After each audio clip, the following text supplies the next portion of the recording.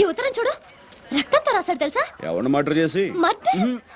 కోడినా మేకనా అని. అదే మరి, తన రక్తంతో రాశాడు తెలుసా? చూడు. అబ్బో, అంత కలర్ ఇచ్చాడేంటి? దాంతో నువ్వు మనసు పారేసుకున్నావా? నేనే ఉత్తునే మనసు పారేసుకోలేదు. నా గురించి కవిత్వం రాశాడు తెలుసా? ఆహా, గురువు గారికి అంత టాలెంట్ ఉందేంటి?